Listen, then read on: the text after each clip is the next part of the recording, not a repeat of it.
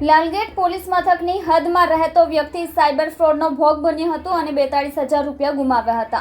જો કે આ મામલે લાલગેટ પોલીસ મથકમાં ફરિયાદ નોંધાતા પોલીસે જે બેંક એકાઉન્ટમાં ટ્રાન્સફર થયા હતા તે બેંક એકાઉન્ટ ધારકને ઝડપી પાડ્યો હતો।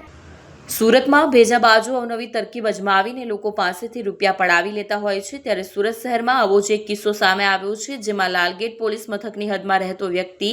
સાયબર ફ્રોડનો ભોગ બન્યો હતો અને 42,000 રૂપિયા ગુમાવ્યા હતા। જો કે આ મામલે લાલગેટ પોલીસ મથકમાં ફરિયાદ નોંધાતા પોલીસે જે બેંક એકાઉન્ટમાં ટ્રાન્સફર થયા હતા તે બેંક એકાઉન્ટ ધારકને ઝડપી પાડ્યો હતો અને તેની તપાસમાં ચોંકાવનારી માહિતી સામે આવી છે। સુરતના લાલગેટ પોલીસ મથકની હદમાં શાહપોર વિસ્તારમાં રહેતા મુનીર અહેમદ નઝીર અહેમદ પર એક અજાણ્યા નંબરથી ફોન આવ્યો હતો, જેમાં સામેના વ્યક્તિએ મિત્ર તરીકે ઓળખાણ આપી પોતે હોસ્પિટલમાં છે અને પૈસાની જરૂર છે, પરંતુ પોતાનું ગૂગલ પે બંધ હોવાથી હું તારા એકાઉન્ટમાં પૈસા જમા કરાવું છું, જે પૈસા હું તને એક QR કોડ વોટ્સઅપ કરું છું તેમાં ટ્રાન્સફર કરી આપ, તેમ જણાવીને 42,000 રૂપિયા જમા થયેલાનો ટેક્સ્ટ મેસેજ મોકલ્યો હતો। જે બાદ મોકલેલા QR કોડ ઉપર પૈસા ટ્રાન્સફર કરવાનું જણાવ્યું હતું। આથી મુનીર અહેમદ નઝીર અહેમદે કોઈપણ પ્રકારનું બેલેન્સ વેરીફાઈ કર્યા વગર જ QR કોડ ઉપર પૈસા ટ્રાન્સફર કરી દીધા હતા અને બાદમાં તેના બેંક એકાઉન્ટ ચેક કરતા કોઈ પૈસા ટ્રાન્સફરથી આવ્યા નહોતા। આ મામલે સાયબર ક્રાઇમની ટીમ દ્વારા તાત્કાલિક કાર્યવાહી કરી માહિતી મંગાવવામાં આવી હતી અને આ મામલે લાલગેટ પોલીસ મથકમાં ગુનો નોંધવામાં આવ્યો હતો। પોલીસ તપાસ દરમિયાન ફરિયાદીના નાણાં એક્સિસ બેંક મારફતે હાલના આરોપી પ્રિયાંશ ઇન્દ્રવદન પટેલના ધી આદિનાથ કોઓપરેટિવ બેંક સુરતમાં આવ્યા હોવાનું બહાર આવ્યું હતું। આથી પોલીસે તેની પૂછપરછ કરતા પોતાના ડોક્યુમેન્ટ ઉપર આ બેંક એકાઉન્ટ ખોલાવી 25,000 રૂપિયામાં પ્રકાશ ઠક્કરને આપ્યા હોવાનું જણાવ્યું હતું। પોલીસે તેની ધરપકડ કરી તેની પાસેથી અલગ અલગ બેંકની 3 પાસબુક, એક ચેકબુક, એક ડેબિટ કાર્ડ મળી આવ્યા હતા, તેમજ અત્યાર સુધીમાં તેણે અલગ અલગ કુલ 13 બેંકોના એકાઉન્ટ ખોલાવી અને 20,000 થી 25,000માં પ્રકાશ ઠક્કરને આપેલા છે અને આ એકાઉન્ટ ઉપર અત્યાર સુધીમાં 20 સાયબર ફરિયાદો થઈ ચૂકી છે। આ સમયે આપેલા ધી આદિનાથ કોઓપરેટિવ બેંક સુરતના એકાઉન્ટમાં 45 દિવસમાં જ 116 ટ્રાન્ઝેક્શનથી કુલ 2,75,00,000 લાખની રકમ છેતરપિંડીથી મેળવેલ છે। હાલના પકડાયેલા આરોપી પ્રિયાંશ અને પ્રકાશ ઠક્કર એકબીજાના મિત્ર છે અને છેલ્લા 2 વર્ષથી પ્રકાશ ગોવા ખાતે કોઈ ઓફિસમાં કામ કરતો હોય અને પ્રિયાંશને પૈસાની જરૂર હોવાથી પ્રકાશે તેને બેંક એકાઉન્ટ ખોલી અને આપવા જણાવ્યું, જેના બદલામાં તેને એક એકાઉન્ટના 20,000 થી 25,000 રૂપિયા આપવાનું જણાવ્યું હતું અને બેંક એકાઉન્ટ ખોલાવી તેની passbook, chequebook, debit card courier મારફતે ગોવા ખાતે મોકલી આપતો હતો। પ્રકાશ ઠક્કર તે એકાઉન્ટ સાયબર ફ્રોડના નાણાં ટ્રાન્સફર કરવા માટે વાપરતો હતો। વધુમાં તે બેંક એકાઉન્ટ સાથે તેના નામના સિમ કાર્ડ લઈને પણ મોબાઈલ બેન્કિંગ તરીકે વાપરવા માટે મોકલતો હતો। લાલગેટ પોલીસ સ્ટેશનની અંદર એક સાયબર ક્રાઇમનો ગુનો દાખલ થયેલો હતો, તો આ ગુનો લાલગેટ પોલીસ સ્ટેશન દ્વારા ડિટેક્ટ કરવામાં આવેલો છે।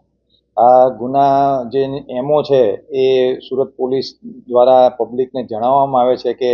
કઈ ટાઈપના સાયબર ક્રાઇમના ગુનાઓમાં પબ્લિક ભોગ બનતી હોય છે, જેથી એક અવેરનેસ માટે પણ આ વસ્તુ જણાવવી જરૂરી છે। આ ગુનાની વિગત એવી છે કે જે અરજદાર છે તેના મોબાઈલ ઉપર એક કોલ આવે છે અને એવું કહે છે કે એના મિત્રનો હું મિત્ર છું અને અત્યારે હાલમાં હું એક હોસ્પિટલમાં છું અને મારે ઇમિડિયેટ પૈસાની જરૂર છે, પરંતુ મારી પાસે કોઈ ઓનલાઈન પેમેન્ટ કરવાનો ઓપ્શન નથી, હું આપના ખાતાની અંદર કે 42,000 રૂપિયા જમા કરાવું છું, તો આપ મને આ લિંક હું મોકલું એની ઉપર તમે 42,000 ટ્રાન્સફર કરી આપો, એમ કરીને એક મેસેજ અરજદાર પર આવે છે કે ભાઈ તમારા ખાતામાં 42,000 રૂપિયા જમા થયેલા છે। આ જાણીને જે અરજદાર છે એ જે લિંક હોય છે એની ઉપર 42,000 રૂપિયા ટ્રાન્સફર કરે છે, પરંતુ અરજદાર જ્યારે ચેક કરે છે ત્યારે તેના ખાતાની અંદર આવા કોઈ 42,000 રૂપિયા જમા કરેલા નથી। તો આ ટાઈપની એક એમઓ સાયબર ક્રાઇમમાં થઈ રહી છે। તો સુરતની જનતા બધાએ એલર્ટ થવાની જરૂર છે કે જ્યારે કોઈ તમારા ઓળખાણથી કોઈ કોલ કરીને કોઈ ઇમરજન્સીમાં પૈસાની માગણી કરે અને સામે કોઈ લિંક મોકલે તો એવા વસ્તુમાં તમે પૈસાનું ટ્રાન્ઝેક્શન કરશો નહીં અને તમારા જે એકચ્યુઅલ મિત્ર છે તેની સાથે આ વસ્તુ વેરીફાઈ કરશો તો તમે સાયબર ક્રાઇમનો ભોગ બનતા અટકશો। હવે આ જે વ્યક્તિએ 42,000 રૂપિયા ટ્રાન્સફર કર્યા એની લાલગેટ પોલીસ દ્વારા તપાસ કરતા જે એકાઉન્ટ હતું તે તેલંગાણાનું એક્સિસ બેંકનું એકાઉન્ટ હતું અને એની જે ટ્રાન્ઝેક્શનની વિગત પોલીસે મેળવી તો ધ્યાનમાં આવેલું હતું કે સુરતની જ એક આદિનાથ બેંક છે એની અંદર એ 42,000 એક્સિસ બેંક તેલંગાણાથી અહીંયા એકાઉન્ટમાં ટ્રાન્સફર થયેલા હતા। તો લાલગેટ પોલીસ દ્વારા જે આ આદિનાથ બેંક જે છે એનો સંપર્ક કરીને એકાઉન્ટની વિગત કરતા ધ્યાને આવેલું હતું કે પ્રિયાંશ ઇન્દ્રવદન પટેલ જે રામપુરા લાલગેટનો જ રહેવાસી છે તેના નામે આ એકાઉન્ટ હતું અને એને જ્યારે પૂછપરછ કરતા ધ્યાનમાં આવેલો હતો કે આ પ્રિયાંશ ઇન્દ્રવદન પટેલે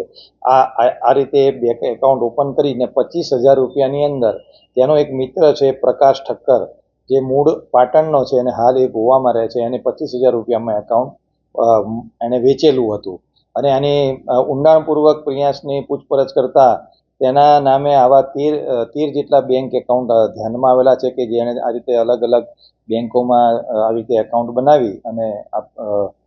પ્રકાશ ઠક્કર છે એને આ રીતે વેચેલા છે. એટલે પ્રકાશ ઠક્કરને જે છે એને 42,000 રૂપિયા એણે પોતે ઉપાડી લીધેલા છે અને એ દિશામાં પોલીસ અત્યારે તપાસ કરી રહેલી છે. આ જે એકાઉન્ટ આદિનાથ બેંકનું છે એની ડિટેલ્સ જોતા એ હમણાં 45 દિવસ પહેલાં જે ઓપન થયેલું છે, પરંતુ આ 45 દિવસની અંદર અત્યાર સુધી કુલ 116 ટ્રાન્ઝેક્શન્સ થયેલા છે અને કુલ 2 કરોડ અને 75 લાખ રૂપિયા એની અંદર ટ્રાન્ઝેક્શન થઈને એની અંદરથી ઉપાડવામાં આવેલા છે. એનો મતલબ એવો છે કે આ એકાઉન્ટનો ઉપયોગ સાયબર ક્રાઇમ કે બીજા કોઈ ગુનાહિત કૃત્ય માટે વપરાયેલું છે અને તેનો ઓપરેટ એ